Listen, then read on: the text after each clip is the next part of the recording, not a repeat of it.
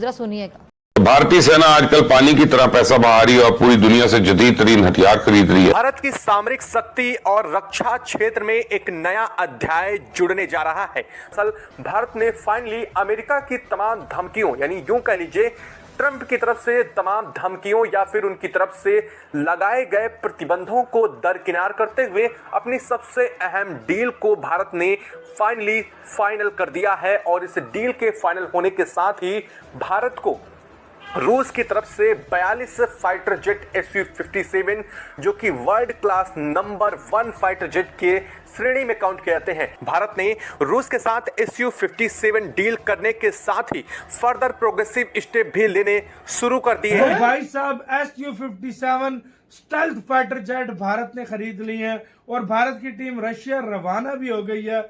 ये बहुत बड़ी अपडेट है गाइस, बहुत ही बड़ी। कैसे? क्योंकि कहा जा रहा था पाकिस्तान की को जल्दी मिलने लगे हैं J-35, तो भारत ने भी फौरन खरीद लिए। क्या हैं अब अगर भारत ने इस 5वीं पीढ़ी के फाइटर एयरक्राफ्ट का प्रोडक्शन शुरू किया तो ये दुश्मनों के लिए बहुत बुरी खबर है।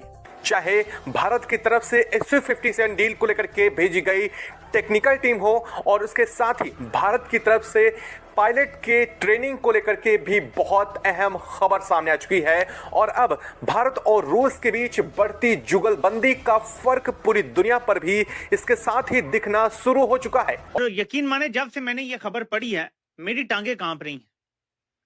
मेरे वाकई माथे पर पसीना आ गया था ये पढ़ के, और मैं अल्लाह रब्बुल इज्जत के खौफ से थर थर कांप रहा।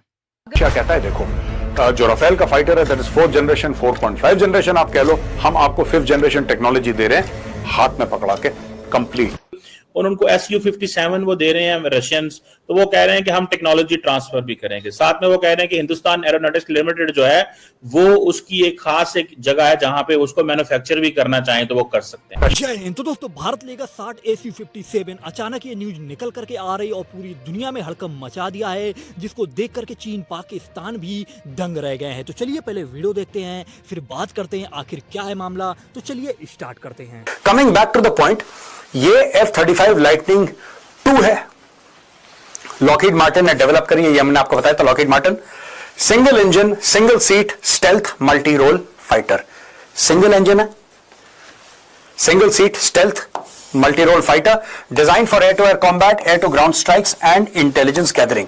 और इसके वेरिएंट्स हैं 35A है कन्वेंशनल टेक ऑफ, यानी कि यूएस एयरफोर्स का जैसे लंबी हवाई पट्टी उसमें आता है ऐसे करके फट से takes off like any other aircraft, that is conventional take off and landing. F-35B short take off and vertical landing, यानी कि छोटे पट्टी से, उसको पूरा किलोमीटर भर का नहीं चाहिए, शॉर्ट पट्टी से टेक ऑफ कर जाएगा। और वर्टिकल लैंडिंग आपने देखा होगा किस तरीके से ये इसके नीचे जो ये एयरक्राफ्ट होता है, एयरक्राफ्ट कैरियर उसके नीचे होगा तो ऐसे सीधा ऐसे हेलीकॉप्टर की तरह नीचे आ जाता है। That is what I am talking about. And career based variant है। ये किस तरीके से आता है, जहाज पे रोका जाता है, उसमें भी कई सारे मॉडिफिकेशंस हैं। तो ये F-35C है, राइट। अब अमेरिका चाहता है कि डोनाल्ड ट्रंप ने बोल दिया, चाहता क्या, डोनाल्ड ट्रंप ने बोल दिया आप ले लो, He's saying we're working towards selling India the F-35। अच्छा, F-35 दुनिया का एक टॉप प्लेटफॉर्म है, इसमें कोई डाउट नहीं है। F-35 जैसा कोई जहाज नहीं है पूरी दुनिया में, यह भी सच है, ये सच है। 5th जनरेशन फाइटर्स में ऐसा कोई जहाज नहीं है। लोग F-22 की बात करते हैं, लेकिन F-22 का प्रोडक्शन बंद हो गया और F-22 अमेरिका किसी को नहीं बेचता। अब उसका प्रोडक्शन ही बंद हो गया तो खेल ही खत्म। There is no point in talking about F-22, let's talk about F-35 only. ठीक है जी। अब F-35 की हम बात करें तो हम ये कह रहे हैं कि साहब ये अमेरिका भारत को बेचना चाहता है। लोग ये कह रहे हैं कि क्या इसका जो इंटीग्रेशन है हमारे रेडार्स के साथ, हमारी एयर डिफेंस इक्विपमेंट के साथ, हमारे एयर एसेट्स के साथ, क्या इसका इंटीग्रेशन पॉसिबल है कि नहीं है। ये बहुत बड़ा मुद्दा है, राइट। आप छोटी सी बात है, आपने देखा होगा आपके हाथ में एक एप्पल फोन है। मैं आपको बड़ा बेसिक टाइप का example, it does not fit but समझाने के लिए बता रहा हूं। एप्पल फोन है, एंड्रॉइड फोन है, उसकी सॉफ्टवेयर ही अलग है, उसकी सॉफ्टवेयर ही अलग है। यू सी, आप वो रेप्लिकेट नहीं कर सकते इस फोन में। एप्पल टू एप्पल अगर आपको रेप्लिकेट करना है तो 2 मिनट में आपने एप्पल आईडी डाला, पासवर्ड डाला, खट से यहां से इंफॉर्मेशन वहां शिफ्ट हुई। It's difficult if you are on different platforms. और उस सिस्टम को एक बैटलफील्ड की तरह से या एक वॉर फाइटिंग के तरीके से, ऑपरेशनल तरीके से उसको इंटीग्रेट करना, इट्स एक्सट्रीमली डिफिकल्ट। ये प्रॉब्लम इसमें है। इसके अलावा टॉप स्पीड इसकी मार्क 1.6 है, that is 1.6 times the speed of sound. Combat range 1500 kilometre, यानी कि एक उड़ता है ये 1500 किलोमीटर ये ट्रैवल कर सकता है, यानी पाकिस्तान पूरा पार कर सकता है ये। आप रशियंस को ये बोलेंगे कि हमें एक बेहतर प्लेटफॉर्म दो जो कि चाइनीज से जब टकराए तो उनको ठोक दे, और उसके लिए चाहिए पैसा। फिर 40 के प्लेटफॉर्म में बोलेगा 5 ये, 10 ये, 15 ये, 20 ये बढ़ते बढ़ते बढ़ते इसकी कॉस्ट डबल हो जाएगी। यही राफेल के साथ हुआ था।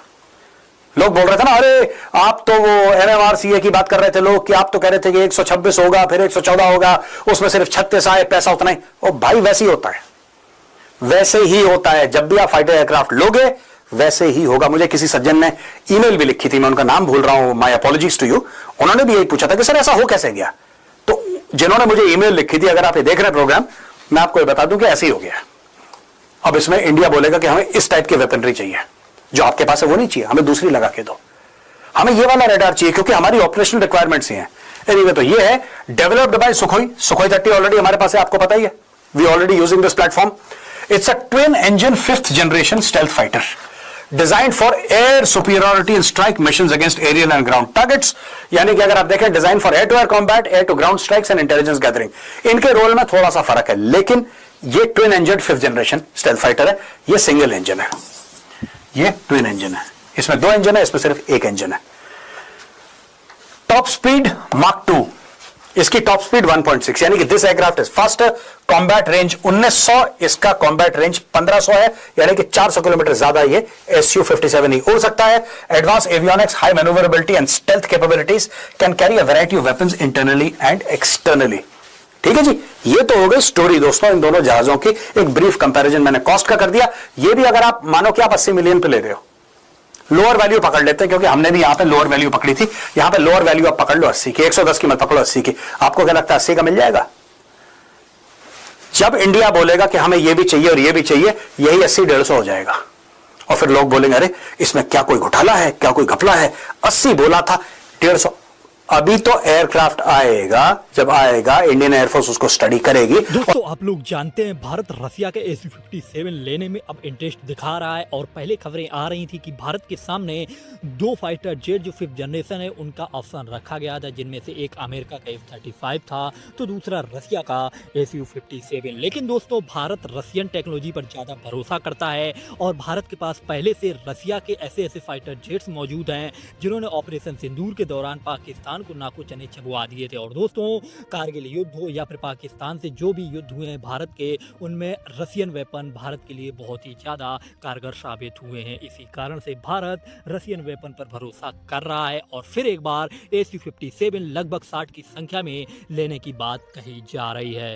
और दोस्तों, यह खबर सुनते ही चीन पाकिस्तान में भी हड़कंप मच चुका है। और आप लोग दोस्तों जानते हैं 5th जनरेशन फाइटर जेट अभी सिर्फ अमेरिका और रूस के पास ही मौजूद है, और भारत के पास अगर ये आते हैं तो भारत की ताकत बहुत ही तेजी से बढ़ने वाली है। बाकी आप लोगों ने वीडियो देखा है, आप लोग भी रसियन टेक्नोलॉजी को लेकर के अपनी राय कमेंट्स में जरूर देना। और भारत ने F-35 को ठुकराया है और रसियन Su-57 को लेने की बात कही, इस पर भी आप अपनी राय कमेंट्स में जरूर देना। तो चलिए